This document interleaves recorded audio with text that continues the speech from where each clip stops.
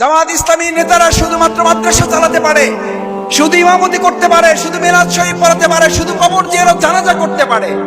কিন্তু বাংলাদেশ জামাত ইসলামী তৈরি করা জনশক্তি সংসদ সদস্য হতে পারে, মন্ত্রণালয় পরিচালনা করতে পারে এবং সেটাকে মডেল করতে পারে। এই দক্ষতার প্রমাণ বাংলাদেশ জামাত ইসলামী দেশবাসীর কাছে রাখতে সক্ষম হয়েছে। আলহামদুলিল্লাহ, আলহামদুলিল্লাহ, আলহামদুলিল্লাহ। আল্লাহ আমাদের গর্ব অহংকার মাফ করুন। আল্লাহর একান্ত দয়া। আজকে বাংলাদেশের সবচেয়ে বড় সংকট সততা কিছুটা থাকলেও, যোগ্যতা কিছুটা থাকলেও আজ বিশ্বাস করা কঠিন কে এই দেশপ্রেমিক আর কে দেশদ্রোহী।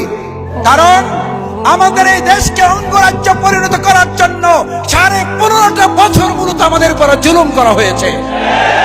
বাংলাদেশ জামাত ইসলামী জীবন বাজি রেখে সেই অঙ্গরাজ্য থেকে বাংলাদেশকে অর্থবহ স্বাধীন করে রাখার জন্য আমাদের নেতৃবৃন্দ ফাঁসির মঞ্চে গিয়েছে। আমরা সেকেন্ডের জন্য পালিয়ে যাই নাই। দেশপ্রেমের সেই পরীক্ষায় বাংলাদেশ জামাত ইসলামী পাশ করেছে না ফেল করেছে?